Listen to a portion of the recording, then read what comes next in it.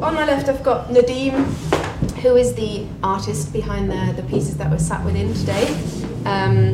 Nadim is a Nottingham-based artist and he received his BA in textiles from Goldsmiths College. And this is actually a commission that we worked on together for the space. So you'll see it's kind of in and amongst the guts, I guess, of Ort Gallery, and we'll be talking about that a little bit later. And on my right there's Pennina Barnett, a curator in textiles. She's also the co-founder and co-editor of the Journal of Cloth and Culture, which is a peer-reviewed journal, and it received the Charlesworth Award in 2005. She used to also be a senior lecturer in art at Goldsmiths College, where she ran the theory program for undergraduate textiles, and that's obviously where the two met. So we're very happy to have you here today to help with the conversation. So I'll just kick things off with Nadim. Could you talk a little bit about sort of where all of this started? Where did you get your influences, and how do you approach a big, new commission like this? So we've been in contact for about 2 years, I think, yeah, when you sort of asked about this commission. And I mean, what I'm quite interested in at the moment is kind of making work which feels like it's got a relationship with the space. So when I saw the space, it's an ex-industrial space. It's got it's got a bit of a life. It's got pipes. It's got columns. The floor is quite messy. So I wanted to make something which had a bit of an impact in the space. I thought that was quite important. These forms are based on whirling dervish skirts, but obviously they're quite large from floor to ceiling. And what I wanted to kind of create was a bit of a landscape as well, so kind of a mountainous kind of landscape that kind of you weave in and through as you enter into the space. So that's... Yeah, I guess when we like the very early discussions, I feel like it's changed so much over these. I think it might even be 3 years, but it's definitely a long time ago. There was lots of different influences that we talked about, and I feel like where we got to now has been obviously influenced by your own development. And one of the things that I remember you saying was that you wanted to be 2018 to be more explicit and actually less apologizing for, I guess, who you are. So do you feel that this is what the work is doing? I guess so, but those aren't my answers that are sticking out. That's not a cast of me, so in that sense we're not that explicit. I remember when we first talked about the work, I was really interested in performance and kind of making sculptural garments which were neither sculpture nor garments, but somewhere in between. And there were a whole cast of characters. There was a bride, there were a groom, there were sodomites is what I called them. And the sodomites were based on the whirling dervishes, and essentially they would have their arse kind of sticking out and they would be spinning around in the space. And I think with kind of every sort of commission, you sort of I start off with a lot of ideas, and then over the course of the sort of 2 years, as we've been talking and meeting, that gets edited down, and what we have here is kind of the edited version of that, which I'm really pleased about because it has this very minimal qualities to it. It's the same form that's repeated 3 times. And there is that element. I mean, there will be a performance on the 28th, which will be part of the closing event as well. So there is that performance coming into it. But originally we did talk about having a cast of characters, which didn't quite happen. And also I wanted to make work which was also quite explicitly about what I consider to be my queer identity as well. So I mean, these pieces aren't overtly gendered. You couldn't necessarily say that. But I think there is a bit of a sort of tongue-in-cheek quality about them with these artists sticking out, which I think that's kind of where the sort of queerness comes into it. They're very queer objects, whatever they might be. I think they're quite odd and unusual. So.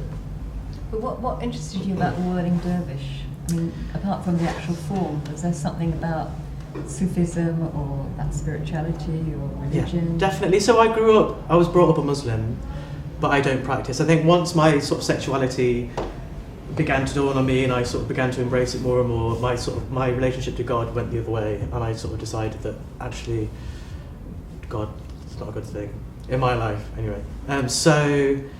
But of all the kind of different aspects of kind of Islam, all the different ways of kind of worshipping, because Islam is there are many different Islams, Sufism is the one that I've been most interested in, because Sufism is about your own direct personal relationship with God. Sufis believe that if God created all matter, then there is the divine within yourself as well. So they try to connect with the divine within themselves, and the word in dervish is one aspect of that. So the dervish will spin constantly on the spot, and the idea is that in that spinning they will cast off all worldly knowledge, and at that point they will have this relationship with the divine. And I've always been really fascinated by that. It's a really mesmerising thing to sort of watch. And then but then I also quite like the perversity of kind of interrupting that and stopping that. So these dervishes, they're literally kind of embedded in the wall as well, so that movement has been stopped and halted. And maybe in some ways that relates to the sort of, not in a dramatic, the death of my religion, or, you know, kind of losing my faith. The fact that was also interrupted as well. And so I wonder if that's a part of it, possibly. Yeah, but then I found, I remember saying to you when we first put them up that to me they did look like altars, because of the way these panels sort of stand there. Yeah. And so that's quite interesting to me that you talk about something being interrupted. But I mean, I guess everybody reads artwork differently, and I guess it's not something you can influence, but I do think there is still something about worship and about I guess something religious within them. Yeah, I mean, I think, so I had an exhibition last year in Leicester which was based around the 50th anniversary of partition, and I used a similar form, a kind of mountainous form in the corner, but it was covered in soil, so it became a mound of soil. Because partition for me was all about zameen, it was all about land and where people place themselves, etc. And that structure, and these structures too, are kind of based around sort of prehistoric monuments as well, so burial mounds, the kind of things that you see in Ireland in particular. These really, really simple, austere forms that have a lot of presence and a lot of power. And I think that's where the kind of sort of religiosity comes into it, I think, a little bit. But I wanted, I mean, if the focal point of these forms were going to be this kind of tiny arse that was sticking out, I like the perversity of the structure that they were attached to, just being this huge monumental thing, and the fact that those two things are quite incongruous, really. There's something quite humorous in that you've got these big, you know, forms that just end in this kind of small arms. That was also a formal decision, I guess. Yeah, obviously the scale is kind of humorous, that this tiny little person would be wearing this huge skirt. And one of the conversations that we had originally was whether there should actually be a hole that the arse sticks out of. In which case there would definitely be this divide between this form on the outside and the person on the inside. But actually the arse has now become stuck to the actual surface of the object. So it's like, well, what are they? What do they represent? Like, what are these things? They're not that explicit, but once you start talking about them as buttocks, they become maybe a bit more possibly offensive, particularly in the context of religion. In, I think, one of the interviews I read, you talked all about the unmasking of these buttocks as an act of shaming, and shaming is a very strong emotion. And you also said that personally I'm all for offending. So I wonder if you can say that a little bit about that. I mean, I think it's interesting that so much of your work is, for someone who, you know, has had that, has felt bereft of religion, so much of your work is about religion.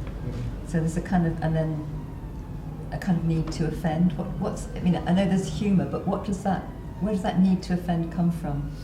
I think there are a couple of things that I can sort of talk of. The first, I think, is, well, in terms of my own family, when I sort of came out, there were people who were kind of offended by me being a gay man, and I think that any kind of non-heteronormative kind of identity is seen as being transgressive or perverse in some ways. So I think there's a big element of shame that goes along with being non-heteronormative. However you want to describe that. Also, like a couple of years ago, there was in my family there was a kind of a big family feud for whatever reason, and my brother and his wife sort of basically pointed at me and said that when I started to sort of speak, they basically said you can't talk because essentially you are shame personified. You are completely offensive because of who you are and what you are. And my response to that was, well, if you think I'm, you know, shameful or offensive, I will be the most shameful and offensive, and I will, you know, with brass knobs on and crystals and all that, and I will shove it in your face. So that was for me, that was a turning point, because that's kind of has catapulted me now into a kind of, in terms of my work, where I want to sort of embrace my sexuality much more and make work about being a queer man. So in that sense, I guess offence it's like a good platform, a good sort of garden from which to grow and make work from. But also, like as growing up in a Muslim family, I'm really suspicious of the kind of the Wahhabist regime that's coming out of Saudi Arabia at the moment. It has been the predominant discourse on Islam for quite a while. Like I said before, I think there are many different types of Islams, and that also needs to be, people need to know about that, but for whatever reason the Wahhabist expression of Islam is, it's just kind of dominated and taken over the world. And I'd like to make work which was very critical of that, but I would be afraid of, being shot or whatever. So that's why I haven't done that. But I think that, and I wouldn't do that purely for being shocking. I would do it because I think it needs to be done. I think it needs that critique of Wahhabist Islam needs to happen, and I think that would be very offensive. Which is it. Do you want to perhaps go in a slightly different direction and come back to that? When I visited your studio in Nottingham earlier this year, and you were just beginning to think about this work and also thinking about going a slightly different direction than you'd been going before, what I was really aware was that these massive bags, bundles of cloth garments, beautiful velvets and satins and just sumptuous materials. You talked about it as a cloth library. Mm-hmm. So, it's very obvious, this is your main medium. So can you say something about why textiles are so important to you as a medium, and what's your fascination with it? So my route into textiles came through my mum. She's a tailor. Her parents were also tailors as well. My grandparents, they moved to Kenya in the 1930s from India. So before partition, they were on the Indian side of the Punjab. And they moved to Kenya in the 1930s. My grandfather was a master tailor for the British Army. So his was, a very specific kind of tailoring job. His wife, my grandmother, also used to tailor, make clothes for South Asian ladies. And they also, for their 4 daughters, when they got married, each daughter got a sewing machine as part of their dowry. So my mum makes her own clothes currently. She also has lots of customers as well, so she makes clothes for them too. But my grandmother was the same, like they won't throw anything away. My grandmother literally, all the scraps of fabric, she would just fold them up and give them to me, or give them to my mum. My mum does the same, so every couple of weeks she'll give me a big plastic bag full of all these scraps. So now I've got a whole wall in my studio just full of like big bags full of scraps of fabric. And I remember I spoke to you about how I feel like that's my inheritance, that's what I'm going to get, that's what I am getting from my mum basically. And there was a piece that I made in 2010 called Harim, which was a landscape on the floor, which was made entirely out of those scraps of fabric. It was like a kind of a colour wheel, if you like. But I just keep hold of them. I've got them. And initially, it would be a cloth library if I got my arse into gear and colour coded them all, which is what they were at one point. That's what they were. So reds and blues, etc., etc. And I will eventually do that as well. But it just feels like my inheritance. That's what it feels like. And the thing that's really important about it is that it also represents labour. It's not just scraps of fabric, but all of that fabric was cut literally by my mum, every single piece of it, and they were made into garments. So there's also that element of, this is, I think when she passes, it's going to be a really important thing. It already is a very important thing for me, but I'm not entirely sure what I'll do with it at the minute. But it's there. So when you were growing up, this was all around you, but were you partaking of it? Were you making things, or were you sitting at your mum's knee watching her kind of... both, really. But I was really keen on using the sewing machine, so I started really quite early on. And because my mum's dad was a tailor and had made garments for them as well, she was very keen to teach me. So I started using the sewing machine quite early on. I can't tailor for shit. I can't make clothes at all. I'm not saying that. I can applique, like with my eyes closed, so I can use the sewing machine very, very well. But that really was my kind of inroad into kind of art, imagination, creativity, whatever you want to call it, and hence the reason why textiles at Goldsmiths seemed like the right course. Although it's a very conceptual course, so people come out of it never having used textiles. So, but that felt like the right course to go on and to be in. So sort of following on from that, I remember that you soon after leaving Goldsmiths, you took a journey to Pakistan. Mm-hmm. And you wrote a lovely piece in the textile journal that you mentioned called The Journey for Cloth. And in it you describe It's quite an emotional piece, I think. You describe envying all your female relatives for the wonderful costumes they wore, particularly for ceremonial situations and weddings, and also the idea of the dowry, lots of very beautiful cloth would be kept for the wedding. And as a man, and specifically a gay man, you wouldn't have access to that. So you were sort of used to saying that, you know, this was all around you, and yet it felt very distant from you at the same time. And that men's outfits in comparison were quite utilitarian. And a quote, you said, "I lusted after a set of my own extravagant garments." And then you start kind of thinking about, well, what would a queer dowry be? And I remember that was the title of one of your first works.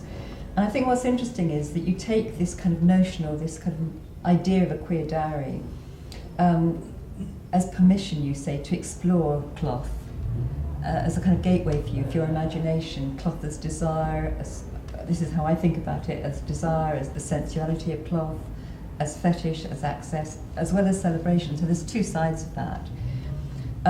But you talk about, you know, if you don't have access to this dowry, then you say, I'll become a connoisseur of cloth. You know, this will be my aim in life, to be, you know, completely surround myself with this stuff. But then you also, so there's a kind of celebratory aspect of that. So it gives you a kind of permission to do whatever you like and really embrace cloth.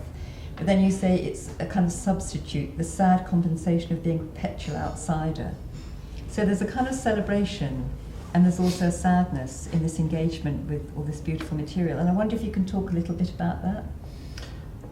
Well, I think I do.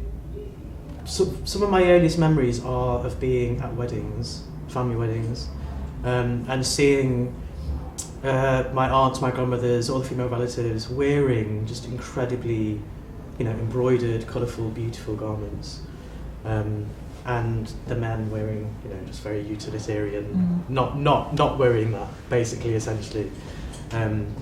We talked about this briefly before as well, and I have a big issue with drag, so that's something I would never do. I don't really necessarily want to drag up. But I feel that, you know, I'm just born in the wrong era. I should have been born in the Mughal era, where it was just there was more equity, where men and women wore beautiful things, and it was fine. I do try sometimes, like with little, you know, subtle bits to, I think beauty belongs to everyone, it's not just purely for women. But there is, I mean, when we went shopping for fabric, so all of the fabric here has come from Birmingham.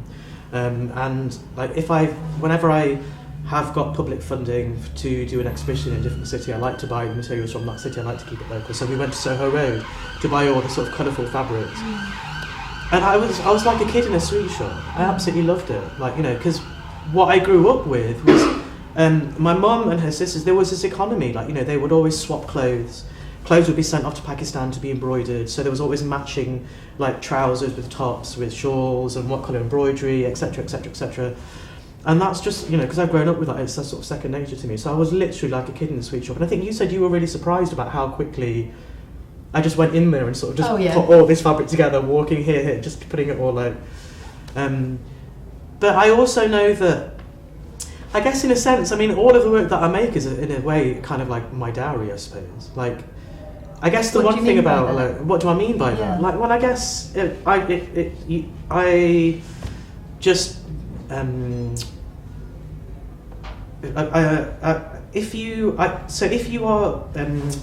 so I've been making art for about 10 years, I guess, basically, sort of practicing for 10 years.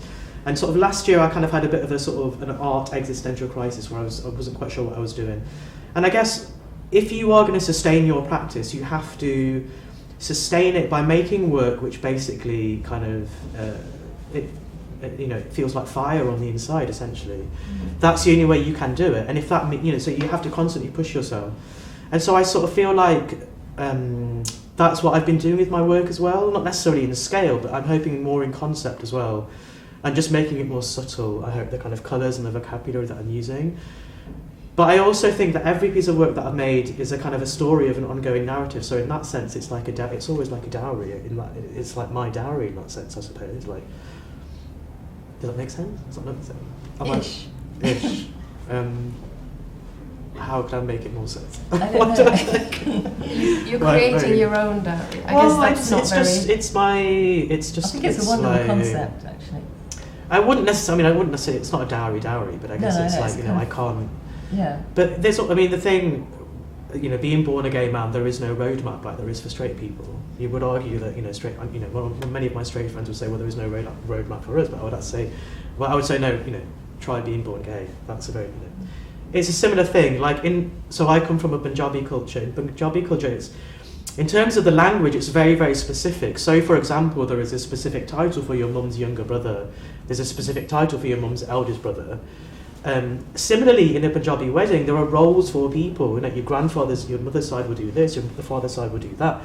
If you're born outside of that system, there is no roadmap. So in some senses, there is this sense of kind of pathos because you haven't got that. But then also it can be quite liberating as well because you sort of think, well, fuck it, I'll just do what I want then, really. I guess that's what I was trying to make you say.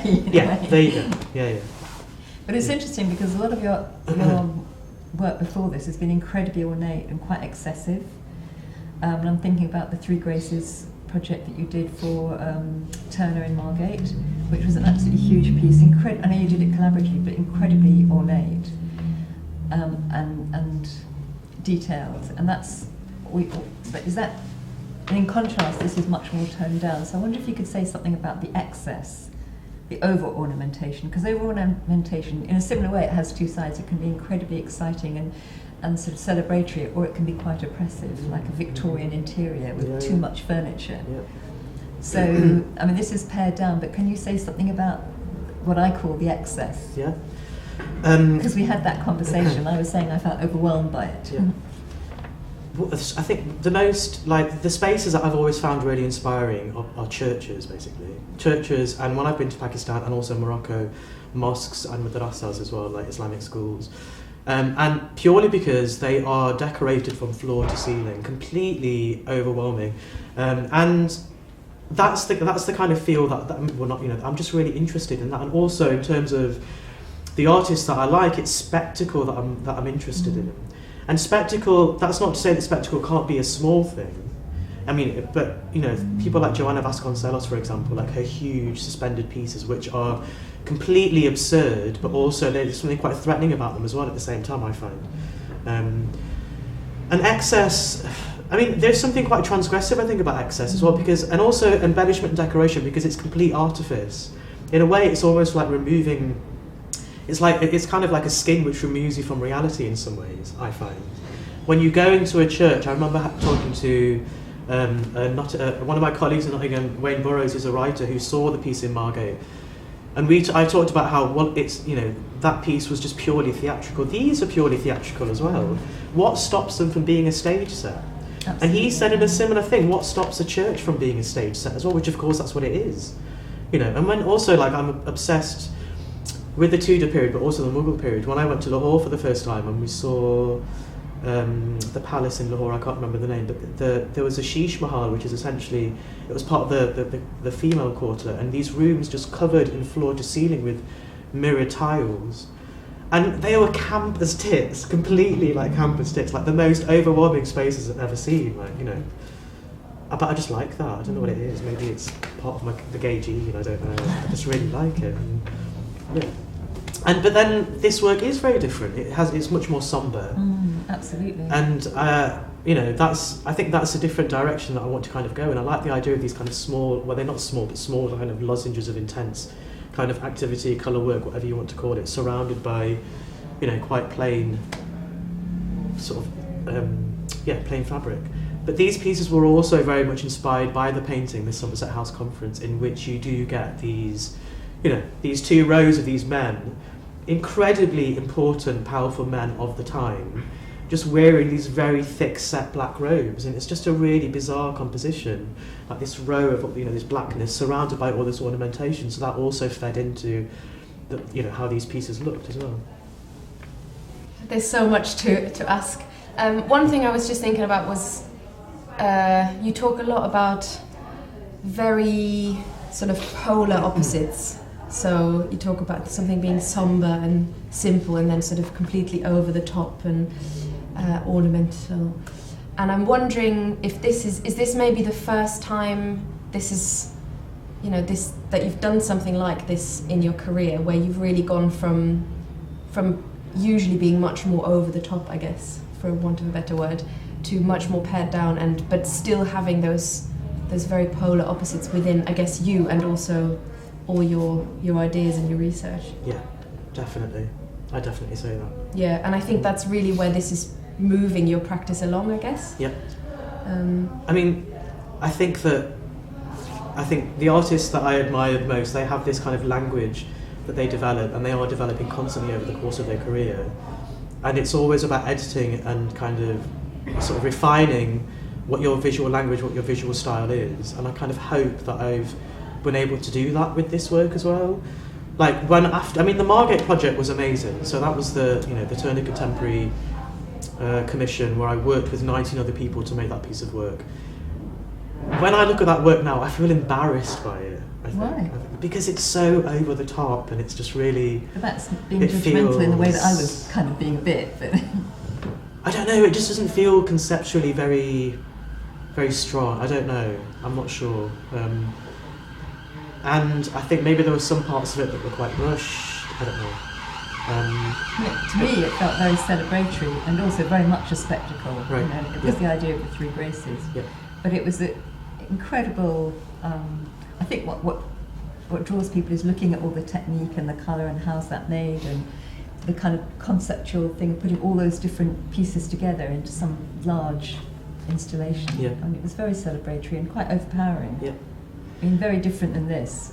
I mean, it needed to be in that space, because in the Sunderley Gallery, what dominates it is the huge window that looks out into the North Sea. So you're backing against that, or you can't ignore it basically. And I guess the detail of that piece there were so many different techniques that were used in that, and the only way that could have happened is because I worked with 19 other people to make it.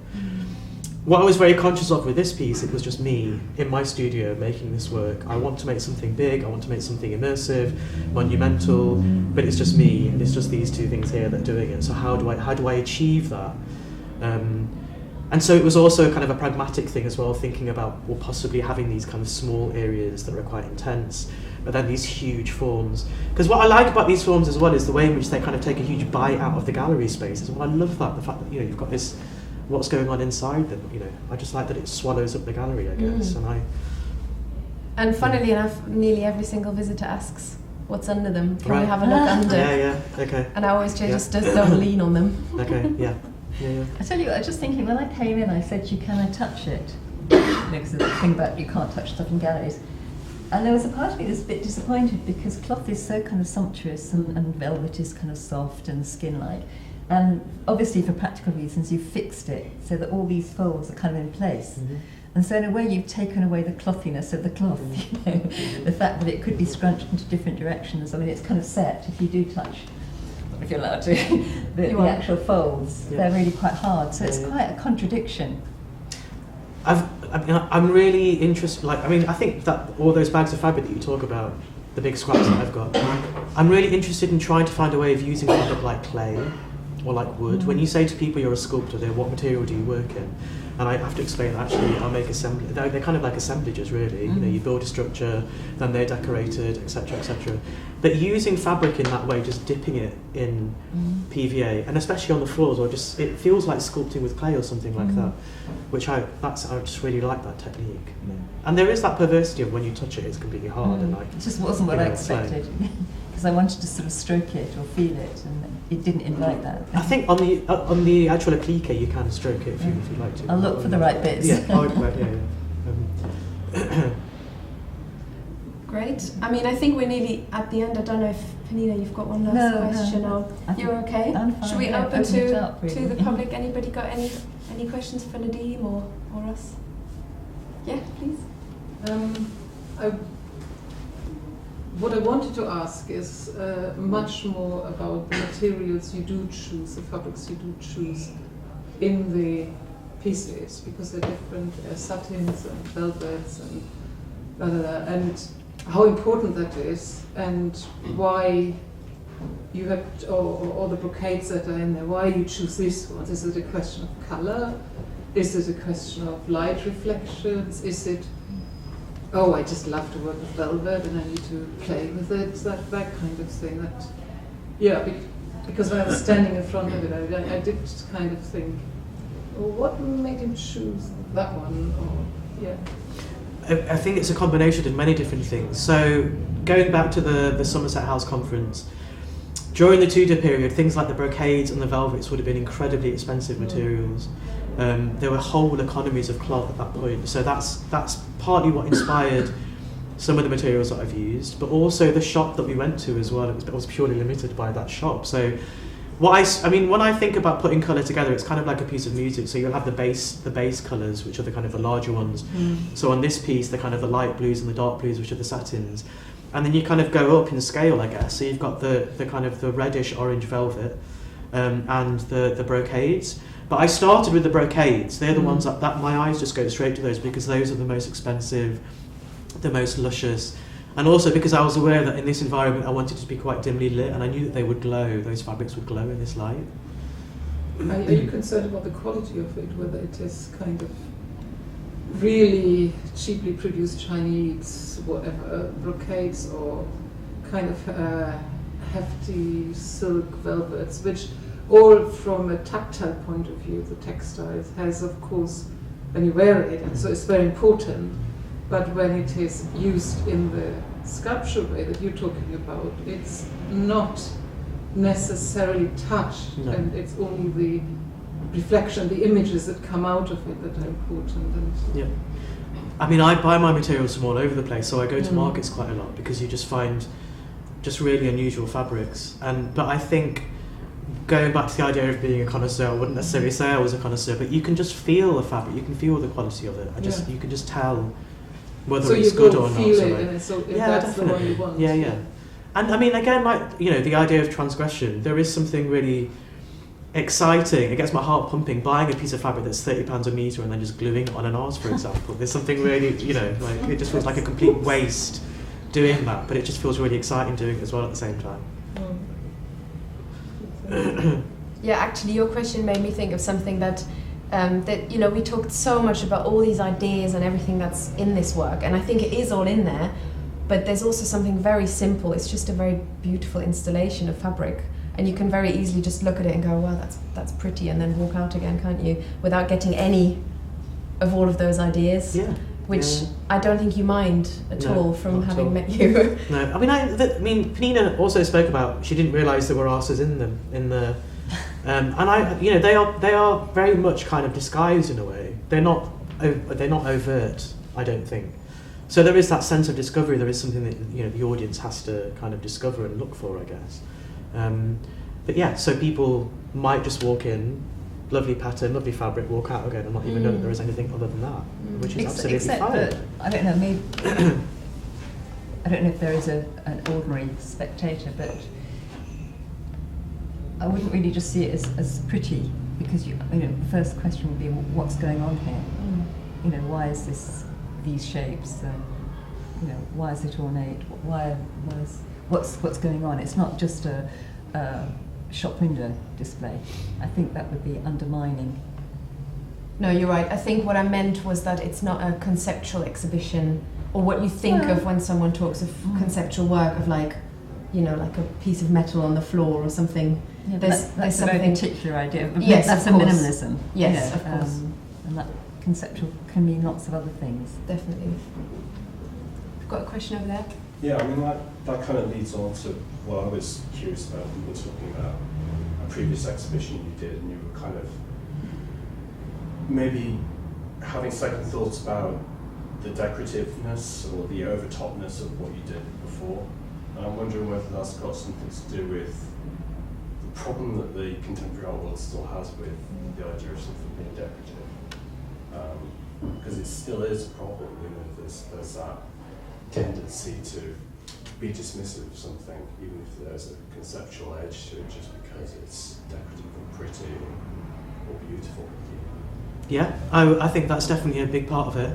But I also feel, I think the first thing fundamentally for all of my work is beauty. I think I'm really interested in the idea of beauty as well. I think that goes back to this idea of spectacle. But I think also, when I look back at the sketchbooks that I made when I was at Goldsmiths, there are so many ideas and there's so many avenues in there that I still want to pursue as well. And one of the things, like my degree piece was a cast concrete. I use a lot of cast concrete, and I want to go back to casting quite a lot as well, and probably casting fabric in concrete. And I feel like maybe I've not exhausted, because that sounds a bit, but I've done a lot of applique and I've done a lot of pattern like this in previous work. So it feels like maybe this is also coming to an end, this way of working with fabric, I think. But the interesting thing about being at Goldsmiths is there was always this tension, I'm not sure if you were aware of it, Pennina, between textiles and fine art, because fine art, obviously Goldsmiths is renowned for its fine art course.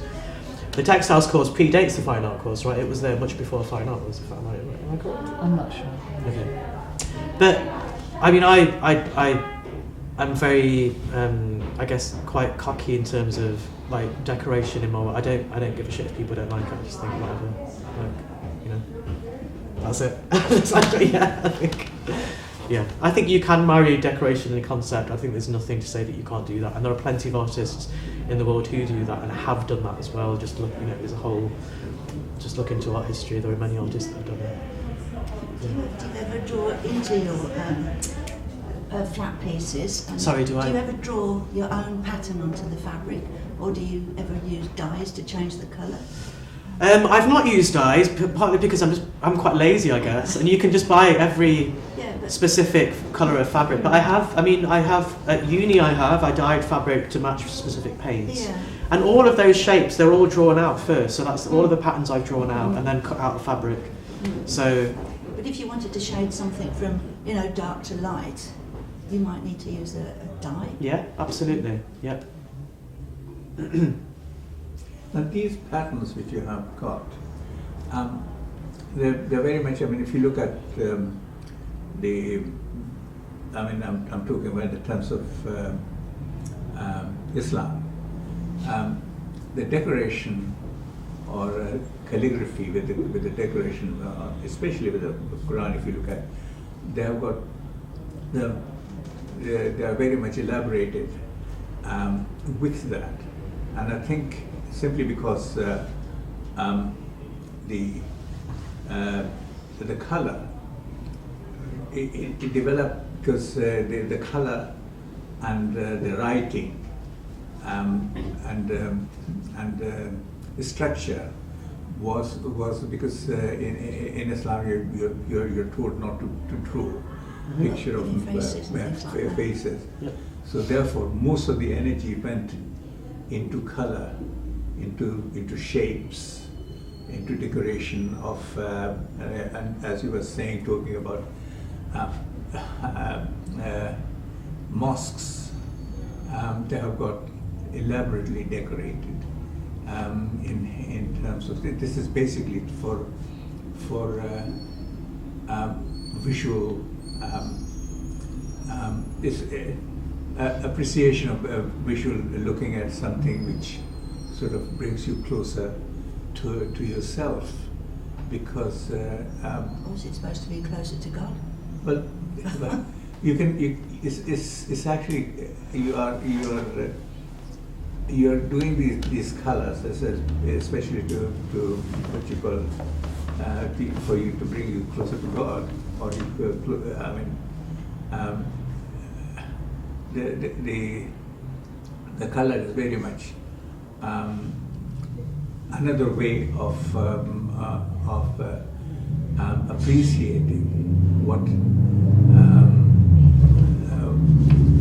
his life is all about.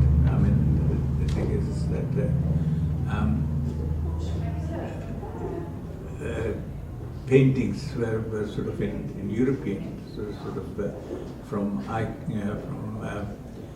frescoes on sort of showing people and things like that, were sort of a depiction of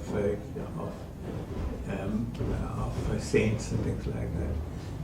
In Islam, it's taken the other form, which is taken into structure and into calligraphy and color and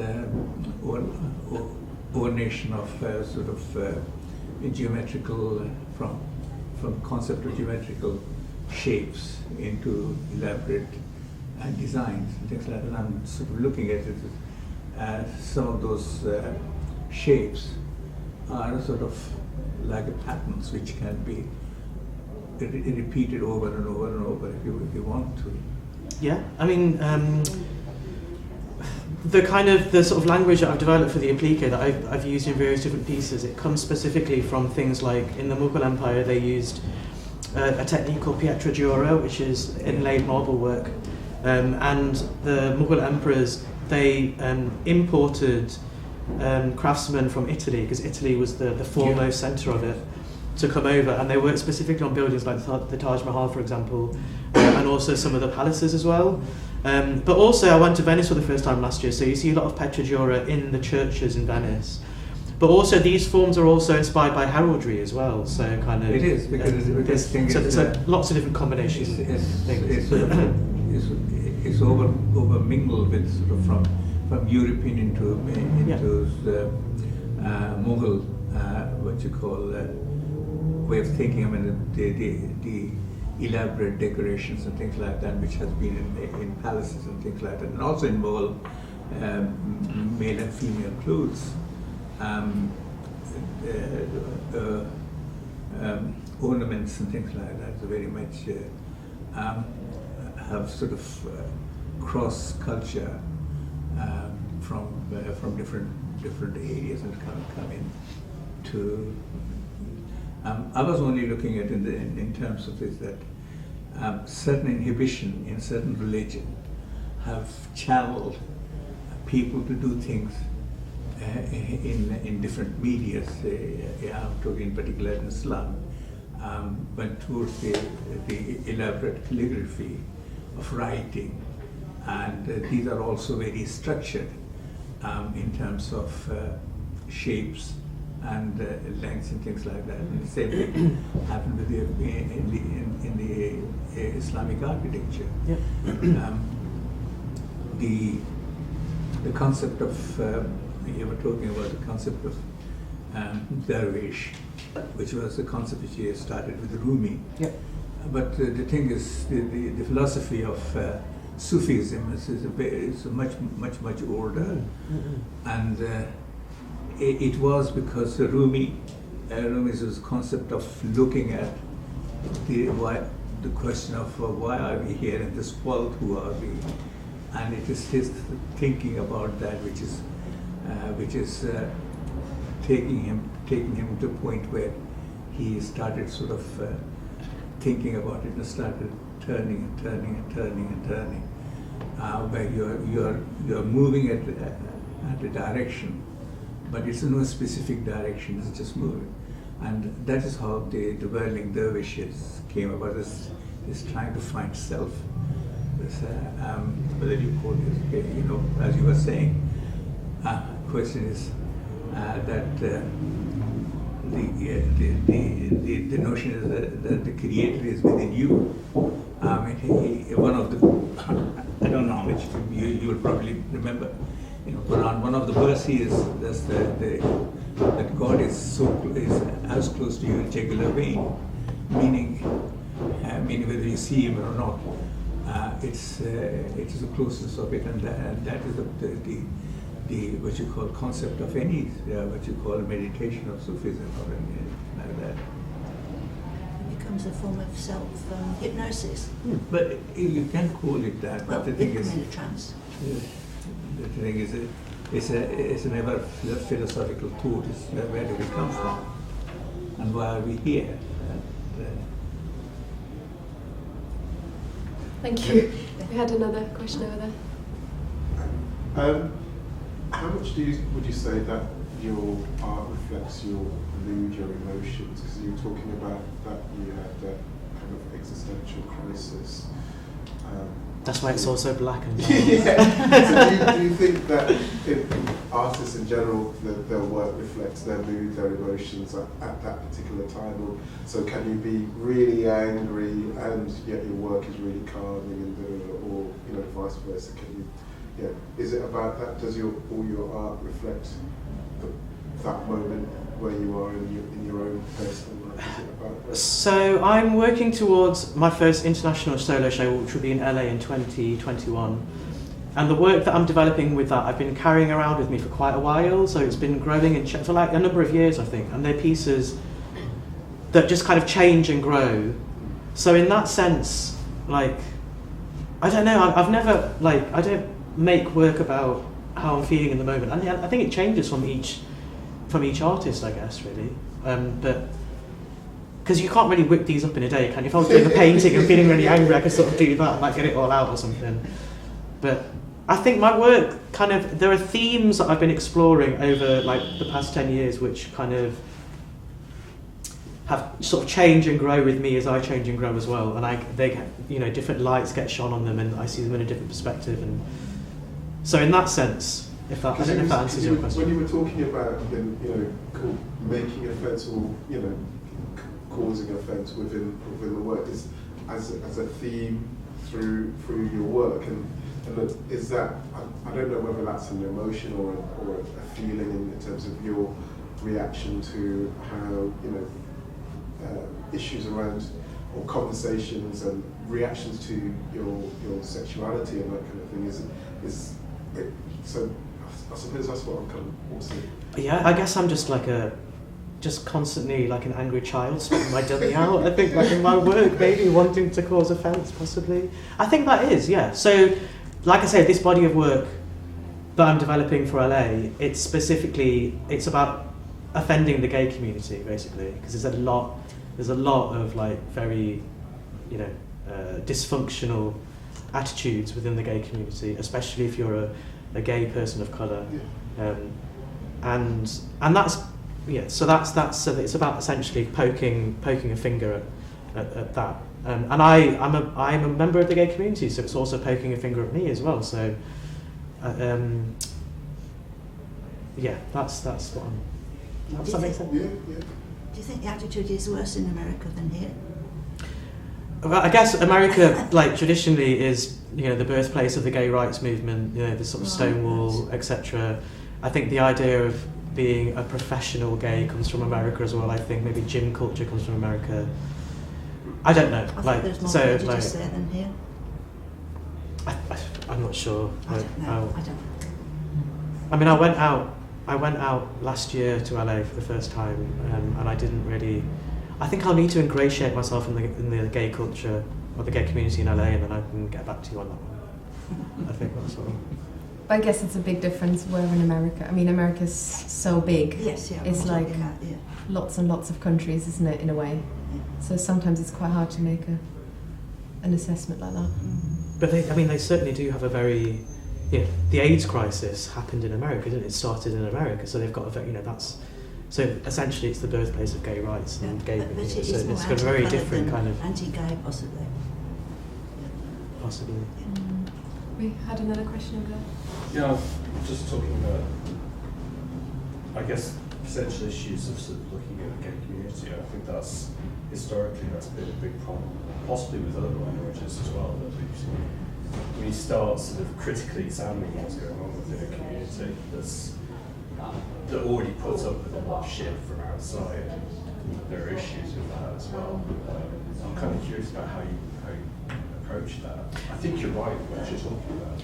I think, so when I was invited last year to make work based on the 50th anniversary of partition of India, so my grandparents left India in the 30s, they went to Kenya. My parents were born in Kenya, they eventually came to Britain. I was born in Britain. So my immediate family being my mum, her 7 brothers and sisters, my dad, his 7 brothers and sisters, so 16 uncles and aunts, they did not experience partition at first hand. So I felt like an imposter being asked to make work about partition purely because I'm Asian. Is that why you're asking me to do that? I felt really distanced from it. So all of my research came from basically reading quite widely, looking at YouTube videos, except documentaries and stuff like that. Making work which critiques the gay community, I'm a gay man, I feel very comfortable doing that. I have my own experiences of what it means to be a gay man growing up in Nottingham, and it's quite difficult. So I have absolutely no, I have no issues or problems with making work about that, I think. And I think that, I don't know, I just kind of feel like the kind of work that I will make will be, this sounds really pretentious, but there'll be something quite universal about it, in the sense that the kind of ostracism that you can feel in the gay community, I think you can feel in other communities as well. I think, yeah. yeah, that's what I think. Basically, I have no issues with making work critiquing the gay community. Actually, I'm going to relish it. I can't wait. I think it's interesting you say you're going to relish it. When you were talking about bringing up the idea of offending, which we talked about earlier, I was thinking it's on a spectrum of questioning, challenging. Offending is quite high up. Sort of questioning is just a bit more gentle. Yeah. Critiquing is a bit higher up, and offending is just go for it. So it's interesting that you've used critique actually quite a lot in the last kind of few minutes, but offend is punchier, and that's your kind of mischievousness maybe. Possibly, yeah. I think as you say, it's a tricky strategy. I think it's probably a good strategy. I mean, I grew up in California and came out in California in the late 80s, so I've kind of had that experience of growing up in that community when it's facing one of the biggest threats that it had, and its crisis and the backlash that we experienced at that time. But I think there's also a tendency maybe not to be critical about your own community sometimes, and certainly the strategies that the gay community used to help themselves in the 80s and 90s was exactly what you're talking about. It wasn't apologetic at all. It was quite out there and offensive in some cases, and that's not a bad strategy to use sometimes. No, I'm not criticising it, it's just thinking about the nuances of how to approach that. Got another question? Yeah, first I'd like to say well done, Liz. Thank you. Incredible piece of work. It's absolutely beautiful. So thank you for inviting and having me up to the public. The pillars, the pipes, kind of really resonated with me. This whole idea of Hazrat Rumi, when his teacher Shams disappeared, he grabbed up the pillar and he whirled around the pillar, so that kind of really brought that idea of whirling. And you mentioned earlier on about how we've got these installations against the wall, and this idea of stuckness. And I think it really kind of emphasizes where we're at as a world, from the microscope to the macroscopic, that we are in this place of stuckness, and we don't know where to go. So we're whirling and whirling, but there's nowhere to go. And I suppose the answer lies within the cloth itself and that centre. So just wanted to see where you come with that. Any ideas on if you were thinking about that whilst you were creating the work? I didn't know that story about Rumi and sort of holding onto the column. That's really lovely, actually. I guess more for me, the idea of them being sort of stuck in the wall was this kind of interrupting this journey, this spiritual journey that they possibly would have with the divine. So it's kind of, just literally just sort of cutting that off. I've thought about how if I was to do this piece another way, I like the idea of the fabric somehow kind of being in a whirl, so it was kind of stuck as in a whirl, so instead of it coming down, so you actually got a sense of the kind of movement actually being completely stuck. But I mean, I just wanted to work with the space, so the columns were here. That was also just part of the gallery space, and I don't know if do you want to say anything about the space? Or just the way it works, or I don't know. I guess it is quite funny because you picked up on this earlier as well. People keep talking about this space being very small, but actually, I mean, it is the size it is, obviously, but it feels very small because obviously they are so big. And we had CAD, 2-scale CAD drawings. We had talked about this for years, and yet once they were up, for me anyway, and probably for you as well, I was quite shocked by the actual scale of them and how big they were and how much space they took up. And that was one, like, for example, today's decision of having this talk in here rather than a different space was very deliberate, because we're literally sat amongst them, and I, you know, it's also feeling quite, I know it's a different experience for me to sit here for an hour and experience them. But I think there is something really interesting about artists responding to the work, and obviously you talked about buying fabric locally, and there's lots of different ways of responding to a place. And obviously working around the pillars and the pipes, which was actually quite difficult, wasn't it? Practically, that was probably the most difficult part we had technically to set them up. And then there's a third element, which would be, I guess, responding to this neighbourhood, you know, being very diverse, being, you know, really Birmingham, and how people perceive Birmingham. And for us, it was really important to bring this show and to show it here, and I think it is really important to have it here rather than in the city centre or a different city. So I guess those are my thoughts on that. Great. Yeah. Thank you. Maybe one last question? It's not really a question, it's a comment. Because I saw this being built and put up, and I read the descriptions beforehand, and when I came in talking about the dervishes, I had expected some music that would also have given the kind of feeling of the movement, maybe. So, yeah, it'd be nice. Well, there's going to be a closing event on the 28th, and there will be a performance as part of that. Oh, great. So there might be music as part of that. You'll have to come and see.